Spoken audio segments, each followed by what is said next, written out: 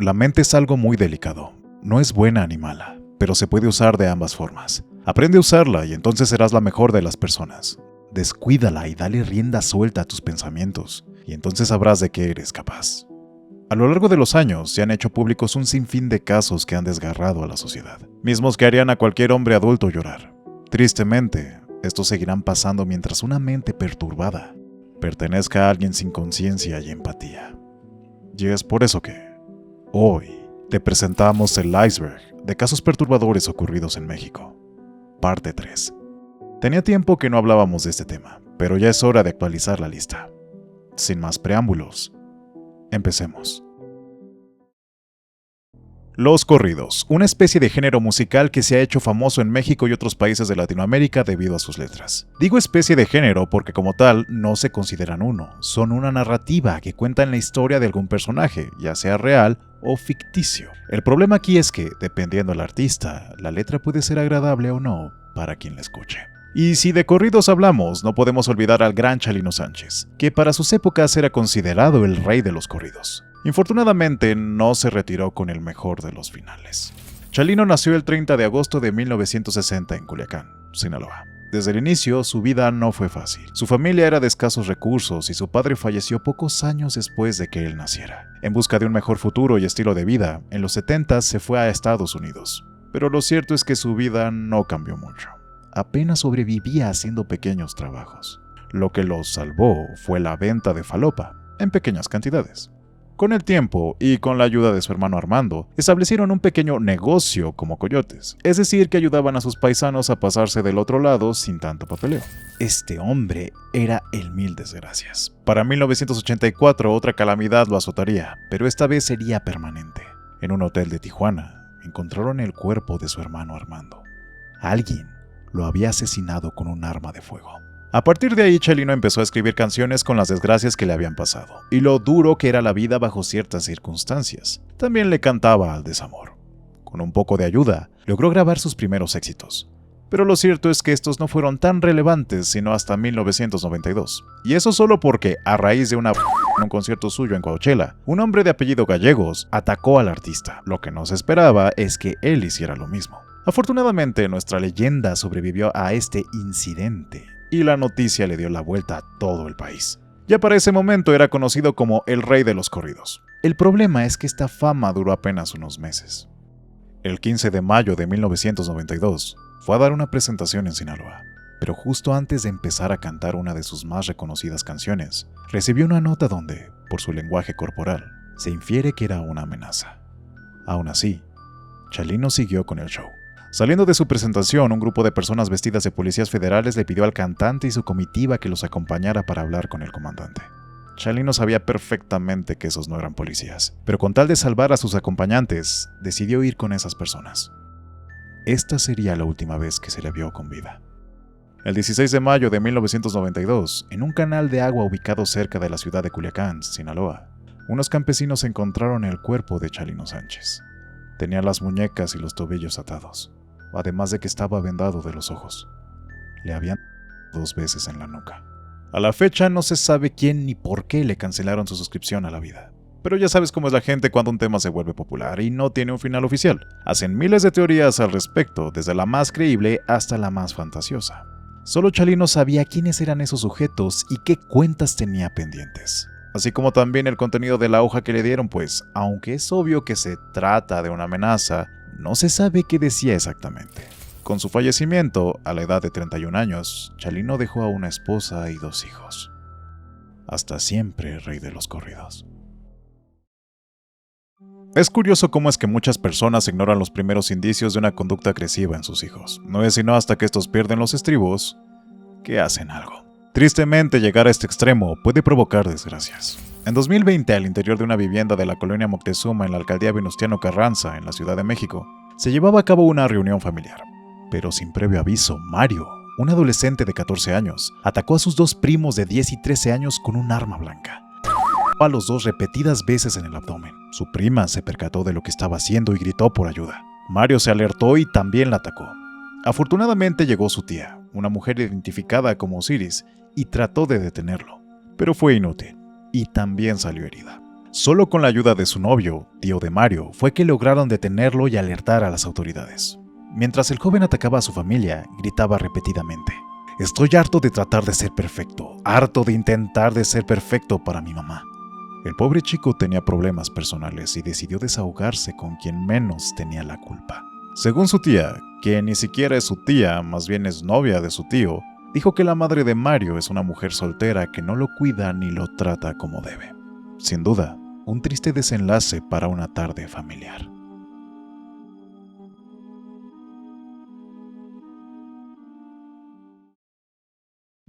La seguridad es algo que cada vez cuesta más obtener. Por eso es que no hay que confiarse, aunque conozcamos bien la zona en la que vivamos, pues, aún así, pueden ocurrir desgracias en cualquier momento. No sabes quién está pasando por un mal día y de malas quiera desquitarse con la primera persona que vea. Infortunadamente, esto fue lo que le ocurrió a Milagros Montserrat, una mujer de 40 años que trabajaba en un Walmart en León, Guanajuato. El 10 de agosto de 2023 a las 6:30 de la mañana, Milagros se dirigía hacia su trabajo. Solo iba a laborar medio turno, pues era su cumpleaños y deseaba celebrarlo con su familia.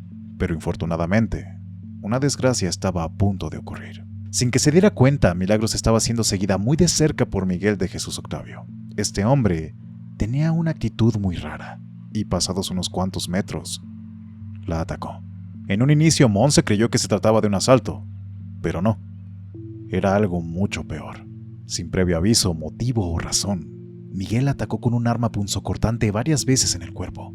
Una vez que brotó sangre, huyó. Las heridas eran tan profundas que a Milagros le era imposible parar la hemorragia. Tan solo estaba a una calle de su casa, y por la cámara de seguridad de esa cuadra, que afortunadamente grabó todo lo sucedido, se le ve intenciones a la mujer de pedir ayuda, o al menos poder llegar a casa. Pero no pudo. Solo exhalaba con dolor, hasta que cayó al piso y falleció debido a la pérdida de sangre. Ahora, ¿por qué Miguel le hizo esto? ¿Acaso la conocía y quería vengarse de algo? Bueno, en realidad no. Miguel solo era un random que pasaba por esa calle, no muy distinto a las personas que pasan a tu lado todos los días y que no conoces. El por qué hizo esto fue solo porque estaba enojado y buscó con quién desquitarse. Pero no es tan sencillo. Miguel era trabajador de una zapatería. Según cuentan, no era muy amistoso, se le dificultaba relacionarse con las personas, sobre todo con las mujeres. Acostumbraba a ir a burdeles para tener un poco de ellas, pero esto solo lo volvió un hombre misógino, según se dice. En una ocasión, privó de su libertad a una de estas trabajadoras y la llevó a un hotel. La agredió e insultó. Afortunadamente estaba muy picado como para hacer algo más, así que se quedó dormido, hecho que aprovechó esta mujer para escapar. A la mañana siguiente, al ver que se había ido, Miguel empezó a desquitarse con el cuarto, rompiendo cosas y afectando el inmueble. Una vez que salió del lugar, aún con la ira activa porque se le frustró su plan, empezó a caminar por las calles, hasta que a unos cuantos metros vio a Milagros y bueno, se desquitó con ella y el resto ya lo sabes. Afortunadamente, la fiscalía actuó rápido en este caso, y eso solo porque existían pruebas de quién era el culpable y lo que hizo, además de que el caso se hizo muy popular rápidamente no solo en México, sino también en otros países de Latinoamérica, y por la brutalidad de los hechos que indignó a muchísimas personas. Eso y que Miguel se entregó a la policía, no tanto por su conciencia, sino porque unas personas en una gasolinera lo reconocieron y llamaron al 911. Se vio acorralado y mejor se entregó. Pocos días después se le vinculó a proceso. Se le acusa de delito por feminicidio y ahora está tras las rejas. De forma preventiva solamente. Aún no le dan condena. Otro caso en que la comida es protagonista en los acontecimientos, o al menos el método en el que el desastroso final trató de limpiarse. Y sí, estoy hablando de tamales. Otra vez. Verás, las riñas son algo que inevitablemente llegan a suceder. A veces espontáneas por algún problema inmediato o las peores, aquellas que se sufren en silencio hasta que la paciencia se termina y la ira toma el control. Te presento a Carlos Constantino, un hombre común al que no le darías mucha importancia y sin saber el contexto de la imagen que estás viendo, quizá pasaría desapercibido. Infortunadamente, no es así. Corría el año 2004 en Morelia, Michoacán. Carlos era un comerciante que vivía de sus tamales al venderlos fuera del Hospital General Dr. Miguel Silva, creo. Y como cualquier emprendedor, a veces le iba bien y a veces le iba mal. Pero ese no es el punto. Carlos era muy amigo de otro comerciante llamado José Rigoberto, que, como en muchas amistades, era bien cuchillo de palo, es decir que le gustaba molestar a Carlos y bromear con algo que evidentemente lo hacía enojar. Lo malo es que esa costumbre siguió por mucho tiempo. Una tarde como cualquier otra, ambos se fueron a casa de Carlos para tomarse unos tragos. El problema es que no había sido un buen día para Carlos, por lo que estaba más molesto que de costumbre. Y ya con unos tragos encima, era como una olla express. Claro, José empezó a molestarlo como era su costumbre, pero esta vez Carlos no se quedaría callado. Perdido en su furia, tomó un cuchillo y se lo enterró a Rigoberto en el pecho, y repitió este hecho al menos 3 veces. Luego se fue a dormir. Por la mañana, y luego de recordar lo que había hecho, decidió deshacerse del cuerpo. Lo cortó en varias partes y luego lo puso a hervir en varias ollas. Según la información que encontré, el olor fétido a descomposición que venía del apartamento de Carlos hizo que sus vecinos alertaran a la policía. Ergo, probablemente se tardó al menos 4 días en deshacerse del cuerpo, pero seguro fueron más. Cuando llegó la policía al domicilio, el señor trató de desaparecer en la multitud, pero rápidamente las vecinas chismosas lo señalaron. Al entrar a su casa, la policía encontró 200 tamales ya para vender, los cuales fueron sometidos a pruebas para determinar qué tipo de carne se utilizó.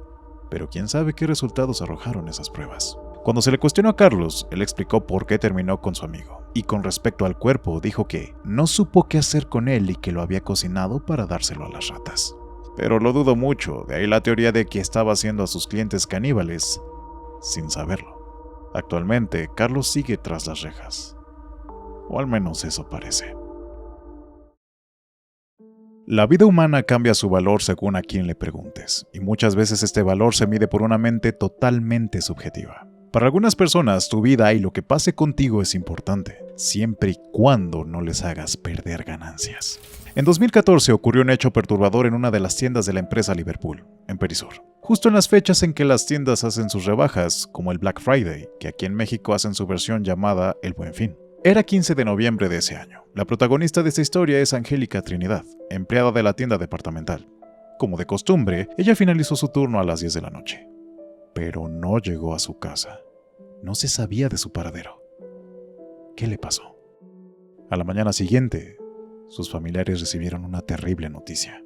Liverpool se comunicó con ellos para informarles que Angélica había sido encontrada sin vida en uno de los baños de empleados. Sin embargo, y con el objetivo de no hacer dramas, acelerar el proceso y sobre todo no perder clientes, es que la tienda les prohibió acercarse al lugar a cambio de ellos hacerse cargo de los gastos funerarios. Además, les ofrecieron muy poca información sobre lo sucedido a la familia. Prácticamente Liverpool les dijo: miren, tienen de dos, o aceptan que nosotros nos hagamos cargo del velorio de Angélica de forma gratuita, o ustedes desembolsan mucho dinero para la investigación, el velorio y lo que haga falta. Tontamente aceptaron lo primero. Rápidamente, Liverpool se movilizó para encubrir este asunto y que no se hiciera muy público. Pero pasaron muchas cosas que harían que cualquiera con 3 pesos de sentido común dudara.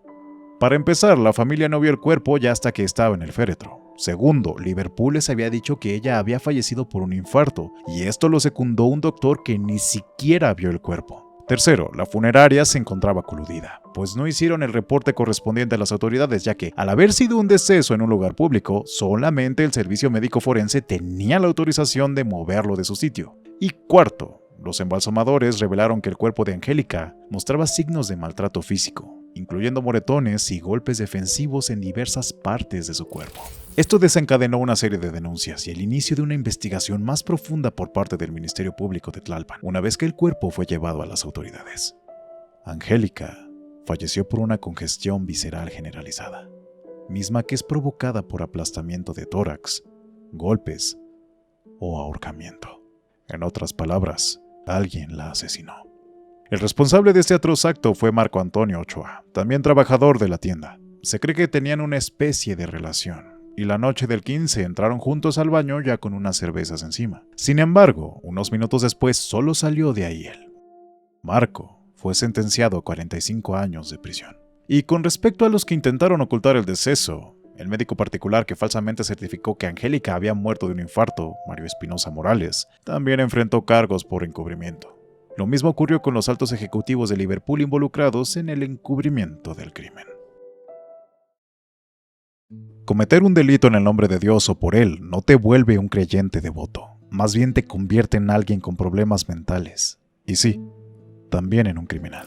El 24 de mayo de 2012, en la colonia San Agustín Atlapulco, en Nezahualcóyotl, una familia estaba llevando a cabo un ritual cristiano en su casa. Todos ahí tenían que rezar, pues según los adultos, Dios iba a venir y se acabaría el mundo. Llevaban 4 días así, y pues nomás el mundo no se acababa. El problema fue cuando, en una de sus oraciones, María del Carmen le pidió a Fernandito, su hijo de 5 años, que cerrara los ojos.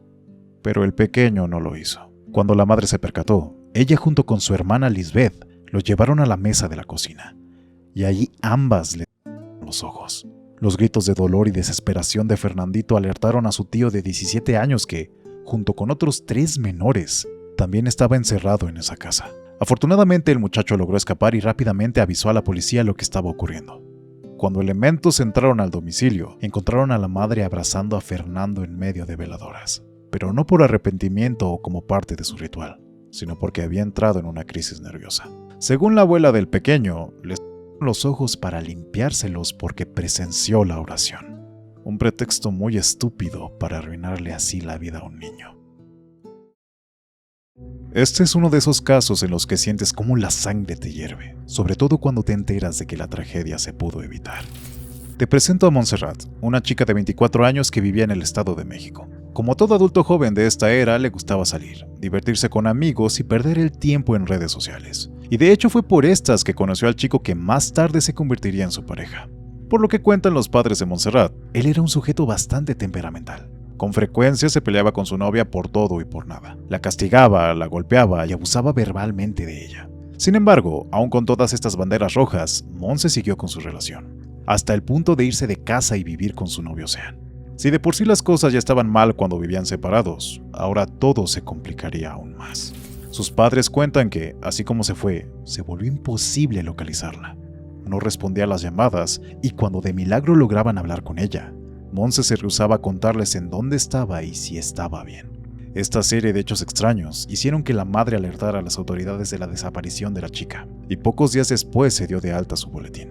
Extrañamente, poco tiempo después, la policía logró contactar a Monse. Le hicieron preguntas y al parecer estaba bien. Se quedaba en casa de su novio por voluntad propia. Le notificaron a su madre sobre esto y le pidieron que retirara la denuncia, pues según un funcionario de la Fiscalía del Estado de México, tenemos muchos otros casos pendientes y que sí requieren de nuestra ayuda.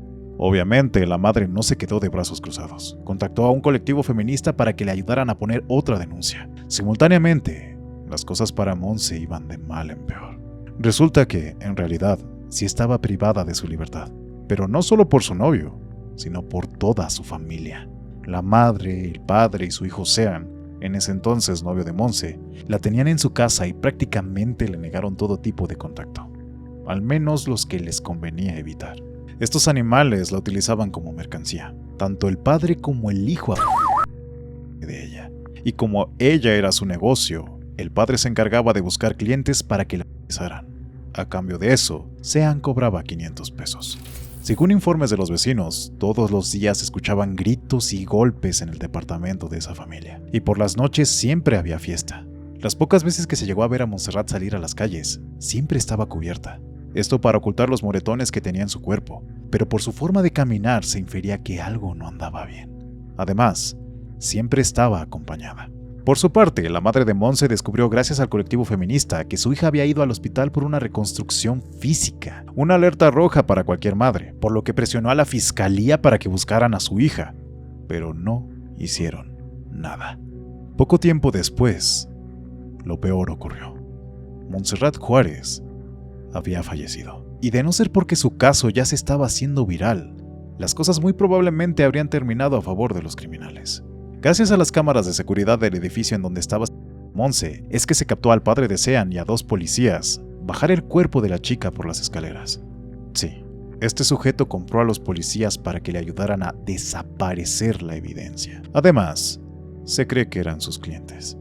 Su intención era llevarla a los servicios funerarios, omitir la necropsia, dar un acta falsa de defunción e ignorar a la fiscalía. Y lo hubieran logrado, de no ser porque el video en que bajan el cuerpo de Monse se hizo viral en tan solo un par de minutos. Gracias a ello, policías de la Fiscalía de Personas Desaparecidas acudió al lugar, en donde los vecinos del edificio les contaron a dónde habían llevado el cuerpo. Afortunadamente llegaron justo a tiempo antes de que lo cremaran. La fiscalía lo tomó y gracias a una necropsia, se supo que Monse había fallecido de un traumatismo múltiple. Lo peor del caso es que, gracias a testimonios de algunos vecinos, se supo que esta no era la primera vez que esa familia hacía algo como esto. Las otras víctimas de milagro lograron zafarse. Se cree que la razón por la que Monse no denunció a Sean cuando aún tenía tiempo fue debido a que la tenían amenazada. Además, el por qué ella no pudo huir fue debido a que su suegra la tenía todo el tiempo dopada con pastillas e inyecciones, y así estuvo por más de un año. Durante todo ese tiempo, vecinos del edificio llamaban a la policía por los constantes gritos y golpes que se escuchaban del apartamento, pero ellos no hicieron nada. Afortunadamente, este trío de criminales está tras las rejas, y a los policías involucrados solo se les suspendió. ¡Qué coraje! Fecha: 27 de marzo de 2024, Ciudad de Taxco, Estado de Guerrero. Camila era una pequeña de 8 años que vivía una vida tranquila. Le encantaba jugar, saltar, correr, no le hacía daño a nadie, pero eso no evitó su terrible final. El 27 de marzo, aproximadamente a la 1 de la tarde, ella salió de su hogar para ir a jugar a casa de su vecina, que también era su amiga, Liz. Su madre, Margarita, le permitió ir, ya que el lugar estaba muy cerca y confió que ambas serían cuidadas por Ana Rosa Díaz, madre de Liz. Además, ambas familias se conocían de hace años. ¿Qué podría salir mal? Las horas pasaron y Margarita fue por su pequeña a casa de su vecina. Pero grande fue su sorpresa y terror cuando Ana Rosa le dijo que Camila jamás había llegado a su domicilio para jugar con Liz. Margarita entró en desesperación y sin perder tiempo rápidamente fue al Ministerio Público para presentar una denuncia por la desaparición de Camila. La fiscalía casi inmediatamente dio luz verde a la búsqueda de la pequeña. Simultáneamente, Margarita alertó a familiares, amigos y vecinos sobre lo ocurrido. Nadie sabía de su paradero. El tiempo pasaba y no había noticias de la niña. Para su sorpresa, Margarita recibiría un mensaje con un contenido inesperado. En este se le avisaba que Camila había sido y pedían la suma de 250,000 pesos si querían recuperarla. De manera inteligente, Margarita no respondió el mensaje, pero sí alertó a la policía sobre esto. Dejó todo en sus manos. Él o los captores, al ver que no recibían respuesta de la madre, trataron de bajar el precio a algo más accesible para darle a su niña. Primero pidieron 35,000, pero como Margarita seguía sin contestarles, lo bajaron hasta 8,000. La madre jamás les contestó y no les dio ni un solo peso. Tristemente, como ya habían empezado las investigaciones tanto de la policía como la de los vecinos y amigos, se hizo un terrible descubrimiento. Gracias a unas cámaras de seguridad, se supo que Camila efectivamente había llegado a la casa de Ana Rosa. Entonces, ¿por qué mintió? Bueno, es aquí cuando todo se vuelve aterrador. Exactamente una hora después de que Camila llegó a casa de Ana, esta última salió del lugar con un cesto de ropa. Iba acompañada de un hombre alto que cargaba una bolsa de plástico negra grande. Los dos se dirigieron a un taxi blanco y metieron las cosas en la cajuela. Minutos después se fueron de ahí. Horas más tarde regresaron a la casa, pero en ningún momento se le vio a Camila salir del domicilio. Como dije, todo esto se supo por las cámaras de seguridad. Así que, temiendo lo peor, Margarita las presentó como pruebas de que estas personas estaban implicadas en el supuesto de la menor. La policía las hizo válidas y rápidamente dieron tanto con el auto como con el hombre del video, Ricardo. Al ser detenido, este confesó una terrible verdad: el paradero de Camila. El 28 de marzo, aproximadamente a la 1 de la mañana, la policía encontró el cuerpo sin vida de Camila dentro de una bolsa de plástico negra, sobre la carretera de Taxco que comunica con Morelos. Aproximadamente a las 11 de la mañana, la policía ya estaba lista para ir por Ana Rosa, quien se encontraba en su domicilio junto con 2 de sus hijos, Juan Alfredo y Axel Alejandro, de 18 y 21 años respectivamente, por quienes también iba la policía. Pero claro, el sacarlos de ese lugar no sería tan fácil. Todos los vecinos estaban a la espera de que esa mujer saliera. Ya sabían lo que había pasado con Camila. Estaban coléricos y exigían justicia para la pequeña que tan solo tenía 8 años. Y claro, ¿qué comparas la fuerza de 6 elementos policiales con los de una turba enardecida? A rastras los bajaron de su domicilio y muy a duras penas los policías se abrieron paso entre la turba. Con mucho esfuerzo llevaron a los 3 a la patrulla. Pero la gente es inteligente, así que rápidamente pusieron un auto enfrente de la patrulla y no los dejaron salir. Estaban iracundos. Los elementos tuvieron que pedir apoyo para poder salir. Lograron sacar a los hijos de doña Ana y mientras se iban, la gente aprovechaba para golpearlos. Al final, Ana Rosa se quedó sola en la patrulla con los policías, y era cuestión de tiempo para que la gente la sacara. Al lograr su objetivo, por turnos iban desquitando su ira contra Ana por lo que le había hecho a Camila. Cobraron venganza por la pequeña. Los policías poco podían hacer. Después de varios minutos, y ya cuando la gente se había cansado, fue que lograron sacarla y llevársela de ahí. Pero la mujer falleció horas más tarde debido a la ira de la turba. Alfredo, su hijo, corrió con la misma suerte. Se vinculó a proceso a Ricardo y Axel por el asesinato de Camila, mientras se les dio prisión preventiva.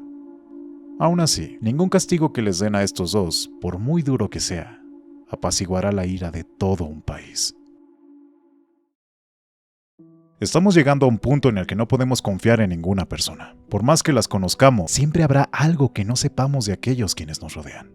La chica que ves en pantalla se llama Magdalena Aguilar, una excelente nutrióloga que trabajaba en un centro de salud en Taxco, Guerrero. Su vida, a pesar de algunos altibajos, era buena, como todos. Logró superarse y seguir con su sueño hasta que lo alcanzó. Sin embargo, una persona de su pasado regresó para quitarle su felicidad. Para siempre. En 2011, Magdalena y César se conocieron. Tuvieron un romance de película y solo 6 meses después de haber iniciado su relación, ella quedó embarazada. Con la próxima llegada de un bebé a sus vidas, Magdalena tuvo que dejar sus estudios y preocuparse por su embarazo. Al mismo tiempo, se fue a vivir con César. Poco tiempo después se casaron. A César le encantaba tener a su mujer en casa, pero no por las razones correctas. Según muchos vecinos, familiares y amigos cercanos, afirman que él era un tóxico de lo peor, pues por todo celaba a Magdalena. Era un hombre posesivo e inseguro también. Pero como ya te mencioné, Magdalena era una mujer con un sueño, y ni su familia, mucho menos su esposo, la iban a detener. Así que años después de tener a sus 2 pequeños, ella retomó sus estudios con la ayuda de su padre. Terminó su carrera y logró tener el trabajo de sus sueños. Pero al mismo tiempo que ella alcanzaba el éxito, César alcanzaba la desesperación. Al principio sus celos eran tontos, tan tontos que podían ser ignorados. Pero conforme Magda iba avanzando en sus estudios, las cosas fueron empeorando. La celaba por cómo se vestía, por qué salía tanto, por qué hablaba con su familia, porque tenía que trasladarse muy lejos para seguir con sus estudios, etc. Tanta era la inseguridad de este hombre que llegó a prohibirle arreglarse, maquillarse o hacer ejercicio. Claro, Magdalena se hartó de esta situación, así que pidió ayuda a su padre para poder separarse y tras un divorcio, todo terminó bien. El único detalle es que, como tenían hijos, debían seguir viéndose de vez en cuando para dejárselos al otro y compartir tiempo con ellos de manera independiente. Y así fue como, una tarde de 2018, todo cambió para Magdalena. El 13 de enero de ese año, fue a recoger a sus hijos en la ubicación que César le había indicado, pero él nunca llegó, por lo que se le hizo fácil irlo a buscar a su casa. Después de esa tarde, nunca más se supo de la nutrióloga.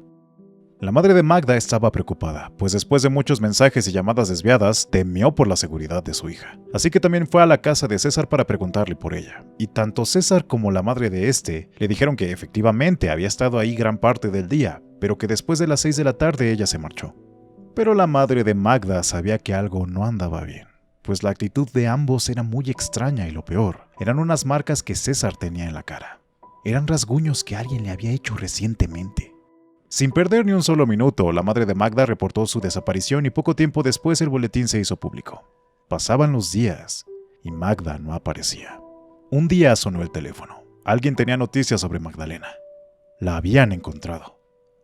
Pero nadie se esperaba el cómo. Resulta que la policía dio con ella. Estaba en un comedero local, mismo que atendía Silvia, la madre de César, y César. Magdalena no solo estaba muerta. Ambas escorias la habían cercenado y habían puesto a hervir algunas extremidades en un caldo similar al de un pozole. Los restos de Magda estaban en el refrigerador. Claro, César el celoso no esperó a que todo se descubriera, así que huyó del estado. Sin embargo, doña Silvia se quedó. La procesaron y le dieron 40 años tras las rejas por complicidad.